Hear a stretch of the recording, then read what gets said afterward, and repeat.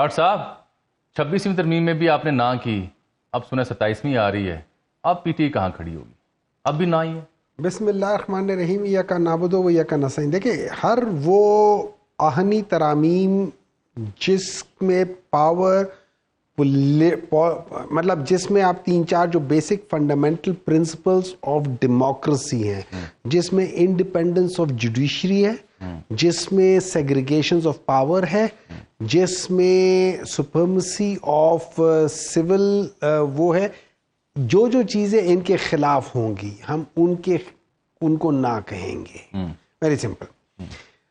26ویں ترامیم میں اگر آپ بیسیکلی جو دیکھا جائے وہ یہ ہوا تھا کہ جو جوڈیشری تھی اس کو ٹوٹلی ایگزیکٹو بنا دیا.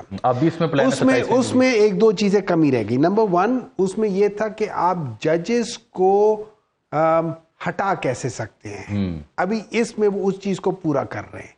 نمبر 2 وہ جو ٹرانسفر آف ججز کا ہے, ٹھیک ہے. اب آپ سوچیں ان لوگوں نے یہ تو کر دیا تھا کہ یار یہ دوسرا یہ جو آہنی بینچ بنا تھا اس کو وہ اب آہنی بینچ نہیں, ہم تو آئینی بینچ پڑھتے ہیں نا, کانسٹیٹیوشنل بینچ. آپ جو مرضی پڑھے وہ ہے آہنی بینچ. اچھا آپ آہنی کہہ رہے ہیں. ہاں اچھا آہنی بینچ, اور اس کو پورا آہنی کوڈ بنانے جا رہے ہیں.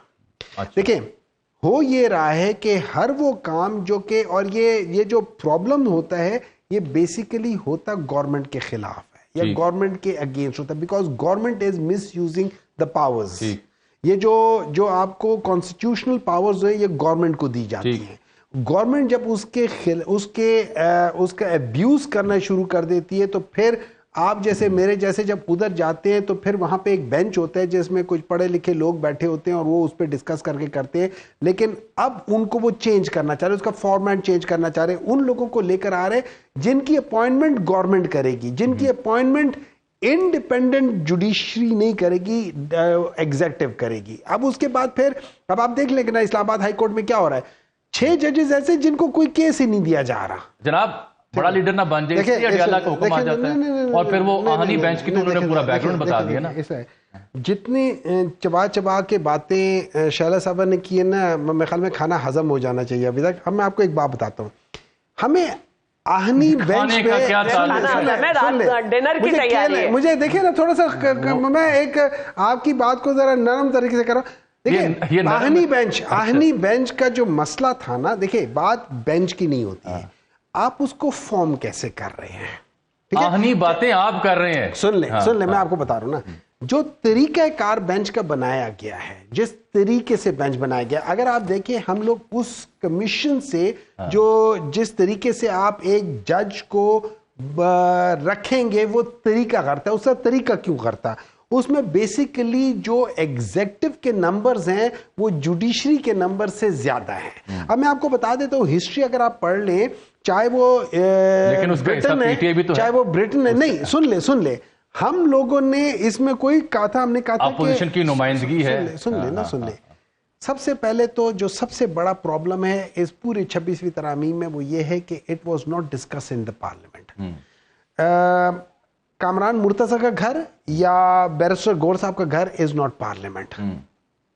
اس کے اندر اگر ڈسکشنز ہو رہی ہیں that is not a proper way of doing it. نہیں کچھ شہلا صاحبہ کو ایک نقطہ دے رہی ہیں. ایک منٹ ہے نا, مجھے بات کرنے دیں, ٹھیک ہے. اس لحاظ سے تو اس کا جو فارمیٹ ہے دیٹ از ٹوٹلی رانگ. وہ انڈیپینڈنس آف جوڈیشری کے پورے دل میں پورا خنجر اتار رہی ہے, ٹھیک ہے. اور اس کے بعد ابھی ہم دیکھ رہے ہیں, اب آپ دیکھ رہے ہیں جو آج کل جو ذکر ہو رہا ہے, جو کیس چل رہا ہے, اس کے اندر جب آپ دیکھتے ہیں کہ کس طریقے سے وہ سارے لوگ جو پی ٹی آئی کے بھی خلاف تھے, جو ایسے ججز تھے, جو ایسے جو لائرز تھے جو بیسیکلی پی ٹی آئی کے اس کے وہ کرتے تھے, جب آپ ان کو دیکھیں اس چیزیں یہ بیسیکلی اس چیز کو خراب کر رہی ہے. اب اگر ہم ان کو لے کے بینچ کے بعد پورا کوڈ بنا دیں گے, وہ بینچ پورے سپریم کورٹ پہ حاوی ہو رہا ہے, تو وہ کورٹ ایکچولی پورے پاکستان پہ حاوی ہو جائے گا. پھر آپ بیسیکلی سپریم کورٹ کو ختم کریں, آپ صرف کانسٹیٹیوشنل کورٹ کو بنا دیں, کیونکہ کانسٹیٹیوشنل کورٹ میں ہر ایک چیز کانسٹیٹیوشن کے انڈر آتی ہے, کہیں آ جائے گی, ہر ایک چیز آتی ہے.